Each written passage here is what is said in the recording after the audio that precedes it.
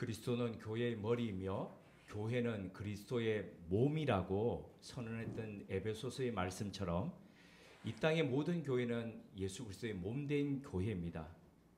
그런데 교회가 예수 그리스도의 몸이라고 해서 교회 안에 아무런 문제도 없고 어려움도 없다는 뜻은 아닙니다. 건강한 사람이라고 해서 감기 한번 걸리지 않고 병원의 근처에도 가지 않는 그런 것들이 건강한 것이 아니죠. 외부의 병원균과 싸워서 이기면서 그 면역력으로 밀어내고 그렇게 건강하게 유지되는 것, 바로 그게 건강한 몸이듯이 건강한 교회도 마찬가지입니다. 단 한 차례의 병치레도 없는 교회라기보다는 온갖 어려움들과 병치레를 겪으면서도 잘 버텨가는 거죠. 그래서 병과 씨름하면 씨름할수록 극복하는 면역 기술과 힘이 더 좋아지는 교회가 바로 건강한 교회라고 할 수 있겠습니다. 지난 주일에 살펴보았듯이 예루살렘 교회 안에는 심각한 거짓의 문제가 있었습니다. 그것은 단순히 판 밭의 값 전부를 드리지 않아서 일어났던 그런 문제는 아닙니다. 전체를 바치든 아니면 그 중에 100 중에 1을 바치든 간에 그게 문제가 아니라 사도행전을 저술한 누가는 바로 그 문제가 무엇이었는지 그 핵심을 감추다라는 단어를 통해서 설명을 했습니다. 그 감추다라는 단어는 바로 여호수아서 7장 1절에서 말씀하고 있는 노스피죠. 바로 아간의 그 감춘 그 죄의 심각성이었습니다. 구약의 가나안 공동체가 광야 생활을 끝내고 새롭게 시작하는 그곳에서 아간이 저질렀던 불순종과 거짓은 바로 그 공동체를 와해할 수 있는 그런 위험에 놓이게 했습니다. 마찬가지로 아나니와 삽비라의 이 거짓 역시도 신약 공동체, 성령 공동체가 막 일어나는 이때에 타락의 위험성에 놓이게 할 수 있는 바로 그 심각한 죄였습니다. 그 결과 하나님은 베드로를 통해서 신앙 공동체에 들어온 거짓과 부정을 제거하고 거룩한 공동체에 주님 몸된 교회로 설 수 있도록 그렇게 하셨습니다. 이것이 바로 신약의 초기 교회가 내부의 문제를 이기고 건강한 교회로 나아갔던 첫 번째의 사건이었습니다. 이후 사도행전 5장에는 사도들에 의해서 일어났던 수많은 이적과 그리고 그 이적에 이어서 사도들의 능욕 당하는 것, 그리고 옥에 갇혔을 때에 천사가 옥문을 열고 사도들을 끄집어내는 것, 그리고 그렇게 석방시키자 또 나가서 복음을 전하는 것, 그리고 다시 잡혀서 공회에 붙잡혀가서 채찍질 당하고 전도하는 것을 금지당하는 것으로 이어집니다. 자, 이런 가운데서 제자들은 그러한 유혹과 협박에 굴하지 않고 더더욱 기쁘게 예수는 그리스도라는 것을 전하고 가르치는 것을 그치지 않았다, 멈추지 않았다라고 사도행전 5장은 말씀하고 있습니다. 이것이 바로 사도행전 5장에서 이야기하고 있는 초기 교회의 건강한 모습입니다. 성장과 그 과정에서 드러났던 도전과 갈등, 그리고 그 가운데서도 중심을 잃지 않고 복음을 전하면서 가르쳤던 이 사도들의 모습이 나타나 있습니다. 이 모습을 되새겨보면서 특별히 오늘 어린이날이자 가정주일에 우리 교회와 또 우리 가정에 주시는 하나님의 메시지에 우리 한번 집중해 보고자 합니다. 교회와 가정이 신앙 안에서 어떻게 하면 건강함을 이어갈 수 있을까? 세 가지로 새겨보겠습니다. 첫 번째가 듣는 것입니다. 유기체, 그러니까 동물이나 사람이나 이렇게 감각기관을 통해서 외부에 있는 것들을 인식하고 자극을 느끼고 하는 이런 과정들을 이끌어서 지각활동이라고 이야기합니다. 지각을 가능하게 하는 우리의 감각기관이 5개이죠. 그래서 시각, 청각, 후각, 미각, 촉각입니다. 이 중에서 사도행전 5장의 사건은 건강한 교회의 첫 비결을 청각, 바로 듣는 것이라고 말하고 있습니다. 사도행전 5장 17절에서 20절을 제가 봉독하겠습니다. 대제사장과 그와 함께 있는 사람, 즉 사도개인의 당파가 다 마음에 시기가 가득하여 일어나서 사도들을 잡아다가 옥에 가두었더니 주의 사자가 밤에 옥문을 열고 끌어내어 이르되 가서 성전에 서서 이 생명의 말씀을 다 백성에게 말하라 하매. 지금까지 예루살렘에 거하던 이 사람들 뿐만 아니라 유대인들은 대제사장을 비롯한 사내들인 공회의 말과 결정에 따랐습니다. 어떤 토도 달지 않을 만큼 그들의 말은 사람들 중에 권위가 있었습니다. 그런데 오순절 성령 강림 사건 이후 기류가 바뀌었습니다. 사람들이 나사렛 예수의 제자들의 말에 귀를 기울이기 시작했습니다. 그들에게 집단 세례를 받고 그들을 추종합니다. 15절을 보니 심지어 병든 사람을 침상째 들고 와서 길에다 내놓습니다. 왜냐하면 베드로가 지나갈 때에 혹시나 그의 그림자라도 덮일까 하면서 기대했다는 것이죠. 왜 그림자라도 덮일까라고 기대했다는 겁니까? 그림자라도 덮이면 나을까라고 기대했다는 거죠. 그만큼 사람들이 이 초기 교회에 대한 기대가 있었다는 겁니다. 그런데 실제로 또 베드로의 그림자가 쏙 지나가자마자 아팠던 사람들이, 침상에 누워있던 사람들이 벌떡 일어나는 그런 일들이 있었다는 겁니다. 일이 이렇게 진행되자 사내들인 공회는 시기심이 충만하게 되었습니다. 그래서 또다시 사도들을 옥에 가두었습니다. 앞서 사도행전 4장에 보면 그들이 했던 방법대로 그대로 하고 있습니다. 잡아 가두면, 그래서 말하지 않게 입을 막으면 된다라고 그렇게 생각한 겁니다. 그런데 그날 밤 옥에 주님의 천사가 찾아와서 그 사도들을 다 끄집어냈습니다. 옥문을 열고 그들을 꺼내주며 이렇게 명령했습니다. 20절입니다. 가서 성전에 서서 이 생명의 말씀을 다 백성에게 말하라. 사도들은 자신들에게 말씀하시는 주의 사자가 하시는 그 말에 귀를 기울였습니다. 그 음성을 들었죠. 그래서 21절을 보니 그들은 말씀을 듣고 그 즉시 나가서 새벽부터 백성들에게 복음을 전했습니다. 새벽 컴컴한데 나가서 성전에 몇 사람이 있겠습니까? 그런데도 나가서 말씀을 전했다는 겁니다.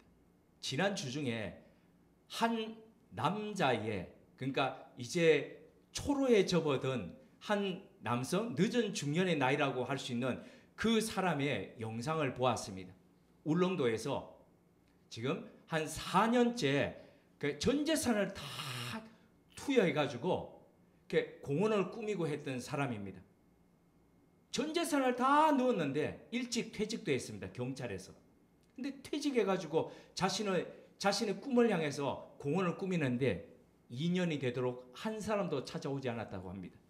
그런데도 불구하고 이 사람이 이렇게 얘기하는 겁니다. 사람들은 몇 개월만 더 기다려. 그러면 너 이 계급 달잖아. 그럼 평생 너한테 이만큼의 보장이 따르고 하는데 자기 선배들을 보니까 그러다가는 퇴직할 때까지, 정년 퇴직까지 그냥 있겠더랍니다. 그리고 그러다가 그냥 나이가 들어가지고 그냥 아무 힘없이 그냥 그렇게 살겠더라는 겁니다. 그래서 이 사람이 남들이 다 있으라고 하는데도 불구하고 나와서 자신의 꿈을 향해서 시작했는데 밤새도록 불을 밝혀놓고 일을 하는 겁니다. 그러다가 새벽이 되면은 막 너무너무 새벽이 기다려졌다는 겁니다. 나라 빨리 밝아라, 빨리 나가서 또 일해야지. 그러면서 그 사람이 이렇게 얘기했습니다. 가슴 떨리는 일을 해야죠. 가슴에서부터 이 벅차오르는 이 일을 해야죠. 새벽부터 나가서 그 컴컴한데 몇 사람 없는데 복음을 전하고 예수는 그리스도다라고 전했던 이 제자들의 모습을 보니까 그런 마음이 듭니다. 흔히 기독교를 일컬어서 말의 종교라고 하죠. 또 다른 말로는 말씀의 종교라고 합니다. 그것은 종교적 교훈이나 설교가 중심이다라는 말이 아니라 하나님의 말씀인 성경이 바로 믿음의 토대가 된다는 그 의미입니다. 그러므로 건강한 신앙생활을 한다는 것의 출발은 당연히 하나님의 말씀에 귀를 기울이는 것입니다. 아티스트 웨이, 마음의 소리를 듣는 시간이라는 책에 보면은 그 안에 이런 구절이 있습니다.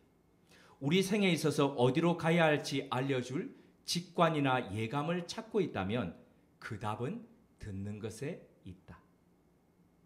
귀를 기울이고 잘 들을 때에 우리 주변에서 매일매일마다 그 소리 속에 일정의 신호와 단서가 있습니다. 그것들을 잡는 것이죠. 그러기에 바쁘다고 내달리기보다는 내달려야 될 때가 있죠. 그러나 때때로 어디로 가야 할지 그 방향이 모를 때에 우리는 잠시 멈춰서 듣는 시간을 가져야 합니다. 떠밀려서 상황에 떠밀려서 가는 것이 아니라 그럴 때 잠깐, 그래서 그곳에서 그 상황과 여러 가지 것들로 통해서 우리에게 말씀하시는 그 음성을 알아야 된다는 것이죠. 서울여대에서 가르치고 있는 동기 목사가 있습니다. 듣는 것과 관련한 단상을 얼마 전에 이렇게 남겼습니다.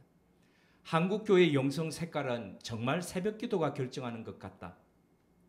새벽부터 우리는 말로 시작한다. 말을 듣고 말을 쏟아낸다. 새벽부터 우리는 문제로 시작한다. 문제를 꺼내 들고 문제를 맡긴다. 새벽마다 어제의 문제로 다시 복귀한다. 문제를 다루는 어제의 말들을 다시 복창한다. 문제와 문제 안을 빙빙 도는 말 안을 빙빙 돈다. 늘 그 자리다. 하나님께서 그리스도 안에서 우리를 앉히셨다는 그 하늘 자리가 그저 낯설다. 우리는 늘 땅에 붙어 있다. 찰싹 붙어 있어 도무지 고개를 들 줄 모른다. 그리스도인이 성숙해 간다는 것은 무엇을 의미할까요?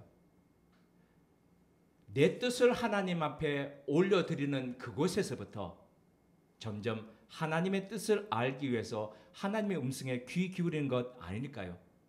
가정에서 어린아이가 점점 커서 어른이 되어가고 시근이 든다, 철이 든다는 것은 자기 얘기를 하기보다도 부모의 이야기에 귀 기울인다는 것 아니겠습니까? 가정에서 부모도 자녀도 이와 같지 않을까요? 성숙해 갈수록 내 말을 유창하고 논리 있게 하는 것이 아니라 상대의 마음을 더 헤아리는 것 아닐까요? 그 출발이 듣는 것입니다. 바로 듣는 훈련, 경청입니다. 우리 가정에 이런 따뜻한 경청이 자리하길 바랍니다. 두 번째입니다. 책임과 수용입니다. 산헤드린 공회는 성전에서 가르치던 제자들을 다시 잡아 공의 앞에 세웠습니다. 대제사장이 직접 이렇게 신문했습니다. 28절입니다. 이르되 우리가 이 이름으로 사람을 가르치지 말라고 엄금하였으되 너희가 너희 가르침을 예루살렘에 가득하게 하니 이 사람의 피를 우리에게 돌리고자 함이로다. 대제사장이 언급한 이 사람은 나사렛 예수를 말하고 그 피라는 것은 십자가에 못 박아 죽였던 바로 그 사건을 이야기하는 겁니다. 대제사장을 비롯한 이 산헤드린 공회는 제자들이 가르치는 행위와 전도가 나사렛 예수의 십자가형에 대한 책임을 자신들에게 돌리는 것이라고 그렇게 보았습니다. 사도들의 메시지는 누구든지 회개하고 예수 그리스도의 이름으로 세례를 받고 죄사함을 받으라는 메시지였습니다. 하지만 대제사장은 그것이 자신들을 향한 메시지라고 그렇게 봤습니다. 그래서 책임을 또 안지 않으려 했다는 것이죠. 누구든지가 아니라. 그리고 무엇보다도 그들은 자신들이 이전에 했던 말을 의식하지 않거나 외면하고 있었습니다. 예수 그리스도를 십자가에 못 박으라고 빌라도 총독을 압박할 때 그들이 했던 말이 무엇입니까? 그의 피를 우리와 우리 자손들에게 돌릴지어다라고 했지 않습니까?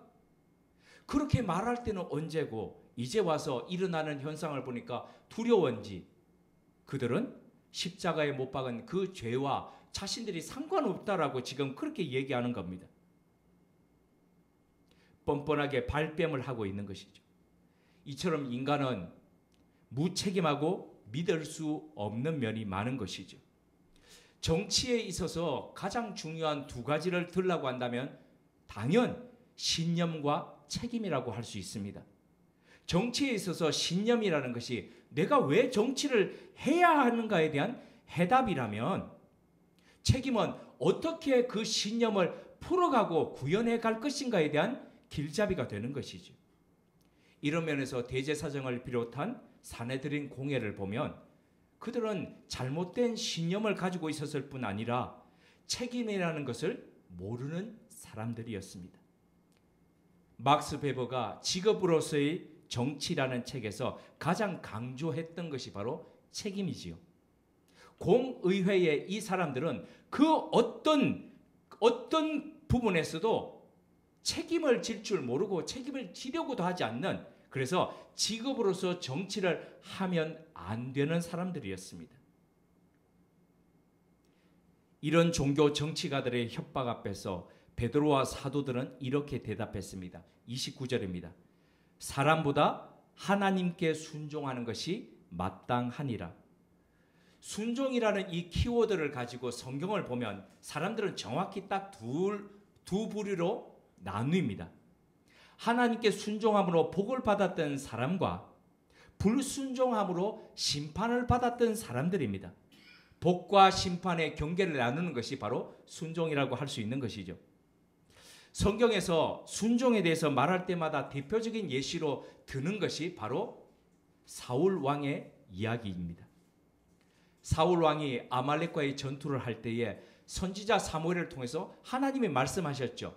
명료합니다. 그 명령은 한 가지였습니다. 다 진멸하라는 것이었습니다. 그것은 짐승도 마찬가지였습니다. 하지만 사울 왕은 이 명령에 불순종했습니다. 다 불순종한 것은 아닙니다. 약하고 어떤 면에서는 건강하지 않은 짐승은 죽였습니다. 하지만 기름지고 튼튼하고 살찐 짐승들은 살려서 데리고 왔습니다. 그것을 보신 하나님께서 노여워하시면서 사울 왕을 왕으로 세운 것을 내가 슬퍼한다라고 말씀하실 정도였습니다. 그때 사울 왕은 사무엘에게 이렇게 말했습니다.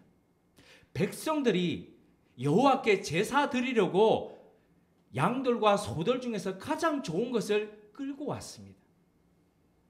그건 변명할 뿐 아니라 책임을 백성들에게 지우고 있었습니다. 그는 정치가요 통치자로서 책임이 무엇인지를 알지 못하던 왕이었습니다. 이때 사무엘이 신앙에 있어서 지표가 될 만한 가장 중요한 유명한 말씀을 남겼습니다. 순종이 제사보다 낫고 듣는 것이 수양의 기름보다 낫다. 하나님의 명령에는 우리가 알지 못하는 계획과 깊은 뜻이 숨겨져 있습니다. 우리는 그 뜻을 잘 보지 못합니다. 이해하지 못합니다. 그래서 늘 우리 생각대로 하려고 합니다. 사도행전 5장에서 일어나는 일들만 해도 그렇습니다. 왜 베드로와 어떤 사도들은 옥에 갇혔을 때에 금방 그 밤에 끄집어내주고 왜 어떤 사람들은 끄집어내주지 않을까? 왜 어떤 사람들은 그냥 방면되게 하고 어떤 사람은 매 맞고 그렇게 할까? 그리고 조금 뒤에 가면은 이제 스데반 같은 경우에는 돌에 맞아서 죽습니다. 사도 바울도 잡혀서 로마까지 갑니다. 그리고 2년 동안이나 감옥 생활을 합니다. 그러다가 참수형을 당합니다. 왜 어떤 사람들은 살림을 받고 어떤 사람들은 일찍 순교를 당하면서 왜 가야 될지 우리는 모릅니다. 하지만 하나님의 역사는 이렇게 놀랍게 그렇지만은 때때로 우리를 불편하고 우리가 이해하기 어려울도록 우리를 이끕니다. 근데 여기서 바로 중요한 것이 있습니다. 때때로 우리가 이해되지 않고 우리가 동의되지 않는다 하더라도 하나님의 그 이끄심은 하나님의 역사를 만들어 간다는 것이죠. 그래서 여기에 신비가 있는 것입니다. 비록 이해되지 않지만 그것을 수용하고 익숙해지는 겁니다. 한마디로 엿장수 마음대로. 요즘은 엿장수가 없죠. 유년 시절에 동네마다 여거를 끌고 다니면서 이거 있죠. 이거 가위, 굉장히 그 딱딱 소리 나는 가위를 치면서 엿을 팔러 다니는 사람이 있었습니다. 그런 빈병이나 뭐 쇠 같은 것들을 가져가 가지고 엿을 받고 하는데, 어떤 데 보면은 그 사람이 엿을 잘라주는데 쟤는 크게 주고 나는 작게 주고, 왜 나는 쟤보다 작게 주냐 그러면 하는 말이 있죠. 엿장수 마음이다, 이렇게 얘기하지 않습니까? 우리에게 일어나는 이 일들 앞에서 우리는 하나님이 인도하시는 그 인도하심에 그렇게 순종하고 순명하면서 가는 것이죠. 이해되지 않는다 하더라도. 이것이 바로 건강한 교회와 그리스도인이 나아갈 순종과 순명입니다. 우리 가정에도 서로가 책임을 다할 뿐 아니라 때로 불편한 하나님의 인도와 일하심 앞에서 순종하며 순명하는 신앙으로 다져가셨으면 합니다. 세 번째입니다. 가르침입니다. 사람보다 하나님께 순종하는 것이 마땅하다며 예수 그리스도를 증거하는 베드로에게 사내들인 공의회의 사람들은 크게 분노했습니다.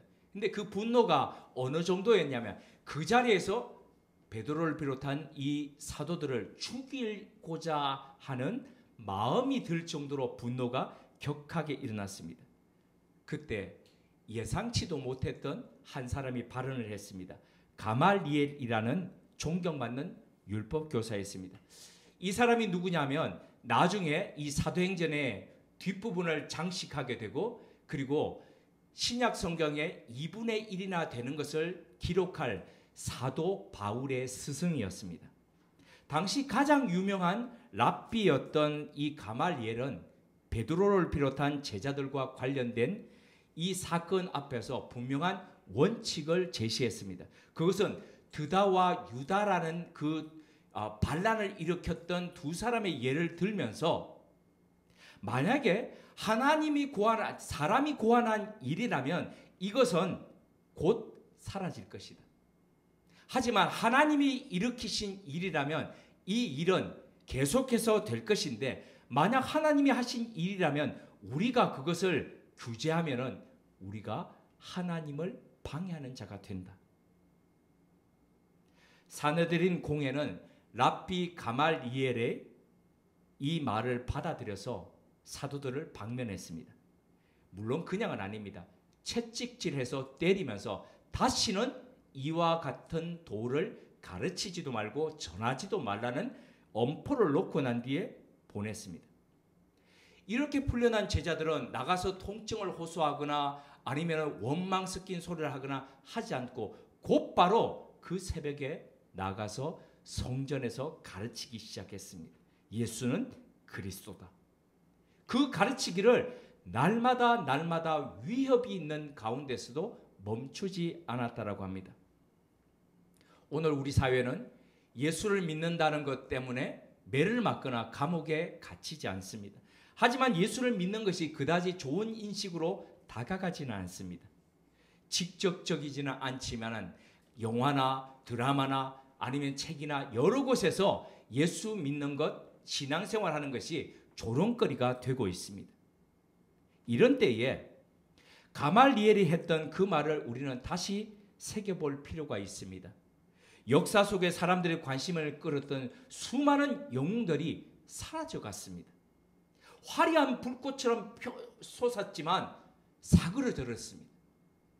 심지어 굉장한 카리스마로 수많은 사람들을 추종케 했던 교주들 역시도 그가 죽자 소멸해 갔습니다. 그런데 나사렛 예수를 믿고 따르던 이 신앙은 어떻습니까? 지난 2000년 동안 나사렛에서부터 예루살렘에서부터 그 작은 팔레스타인에서 시작했던 것이 아시아로, 유럽으로, 그리고 아프리카로, 아메리카로, 남미로 돌아갔습니다. 그리고 오늘 바로 우리가 있는 이 땅에도 복음이 전해졌고, 그리고 오늘 우리들에게도 그 복음이 자리하게 되었습니다. 그렇다면 자, 가말리엘이 했던 그 말을 되새겨 본다면 이것은 누가 한 것입니까? 사람이 고안한 것입니까? 아니면 하나님이 하신 일입니까? 답은 명료합니다. 그럼 우리가 진실로 이 복음을 믿고 따르는 사람이라면 우리는 어떤 길을 걸어야 할까요? 그 길을 사도행전 5장 42절은 다음과 같이 알려줍니다. 그들이 날마다 성전에 있든지 집에 있든지 예수는 그리스도라고 가르치기와 전도하기를 그치지 아니하니라. 성전이든 집이든 하는 것은 공적 활동을 하든 사적 활동을 하든 아니면 어디에 있든 이런 말입니다. 제자들은 그들이 어디에 있든지 복음을 가르치기와 전도하기를 멈추지 않았습니다. 2주 동안에 교회를 한 번도 다니지 못한 한 자매가 나왔지요. 오늘은 어버이날이라고 고향에 부모님을 뵈러 가서 다음 주에 다시 오겠다라고 했는데 교회를 한 번도 다녀본 적이 안 이 친구 삼촌이 전도해 오셨는데 이 자매를 10년 동안 가르쳤던 교수님하고 통화를 했습니다. 직접적으로 교회 가자라고 얘기를 하지 않았지만 10년 동안 가르치는 동안에 얼마나 말씀에 바탕한 것으로 이 친구에게 영향을 주었을지 이런 부분들이 충분히 느껴졌습니다. 우리가 어디에 있든지 우리가 어떤 모습으로 있든지 간에 우리가 있는 곳에서 복음을 가르치기와 전도하기를 멈추지 말아야 한다라고 말씀은 우리에게 권하고 있습니다. 발달 심리학자이자 아동 분석학가였던 에릭 에릭슨은 성인의 발달에 대해서 이렇게 말했습니다. 중년에 도달하면 사람들은 정체감이나 생산성이라는 이 문제 중에서 양자택일을 한다. 정체감이라는 것은 멈추는 거거든요. 생산이라는 것은 재생산을 한다는 것입니다. 중년이 되면은 이 둘 중에서 어떤 길을 걸어갈지에 대해서 선택하게 된다는 겁니다. 중년에 이르면 대부분 언어 이상의 지위에 이릅니다. 그래서 이분들은 더 나아가는 수고를 하는 대신에 현 상태를 지키는 것을 선호하게 됩니다. 그러다 보니 생산성보다는 정체감에 가까이 갑니다. 그러니 젊은 세대가 볼 때는 라떼를 유발하는 기득권 또는 고리따분한 세대라고 이야기하는 겁니다. 생에 있어서 중요한 것은 재생산입니다. 때로 모험에 도전하면서 그러면서 그것을 넘어서면서 재생산해 가는 것. 그런데 그럼에도 불구하고 많은 사람들이 현재를 지키고 유지하는 안전 모드를 지향합니다. 한 달란트로 장사하기보다는 혹시나 잃을까 봐 그것을 땅에 파묻는 것을 선택합니다. 저는 스페인의 바르셀로나를 1년 안에 2번을 방문했습니다. 근데 2번 방문하는 그동안에 빼놓지 않고 갔던 것이 바로 피카소의 박물관이었습니다. 정확하게 시기별로 4방으로 구분되어 있습니다. 그런데 그곳에서 느꼈던 것은 바로 이것이었습니다. 시기별로 놓여져 있는 그 피카소의 방, 그 작품들은 정확하게 그 앞전의 방의 것들을 넘어서고 있었습니다. 다시 말해 앞의 것을 정체감을 버리고 생산성을 선택했기 때문에 우리가 아는 오늘날의 피카소가 되어 있는 것이죠. 피카소가 이렇게 말했습니다. 렘브란트처럼 그리는 데는 5년이 걸렸고 어린아이처럼 그리는 데는 40년이 걸렸다. 어린 학습자는 세밀히 관찰합니다. 그래서 그 위치를 정확하게 포착하고 어떻게 가야 될지를 답을 찾아갑니다.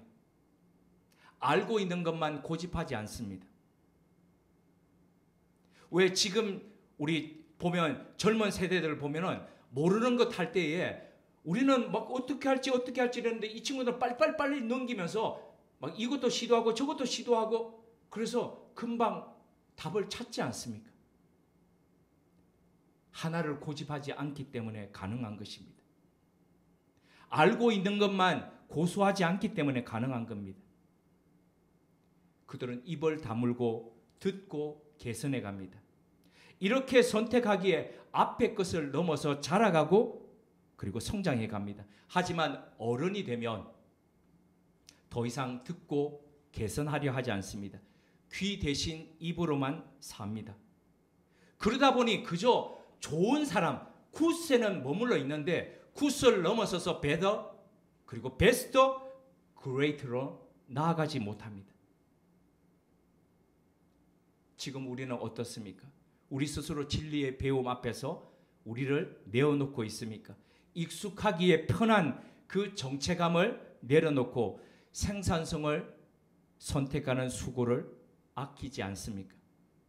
교사들의 교사로 불리는 파크 제이 파머 교수는 가르칠 수 있는 용기라는 책에서 가르치는 이의 정체성과 성실성은 교수 기법이나 행태보다는 우선된다라고 이야기했습니다. 그러니까 어떤 인품으로 가지고 있느냐, 교사가 그렇게 되어 있느냐, 가르치는 사람이 그렇게 되어 있느냐, 이것이 그리고 어떤 성실성으로 있느냐, 이것이 결국에는 가르치는 기술보다도 훨씬 더 그게 혹시나 기술이 모자라더라도 그것을 넘어선다는 것이죠. 결국 가르치는 사람의 내면과 태도가 교육의 성패를 좌우한다는 것입니다. 어제를 넘어서는 믿음의 정체성과 성실함으로 우리 자신이 자리한다면 우리가 굳이 말로 일일이 가르치지 않는다 하더라도 우리의 뒷모습을 보면서 우리의 다음 세대는 그들이 나갈 길들을 찾아서 진리로 그렇게 나아가지 않겠습니까?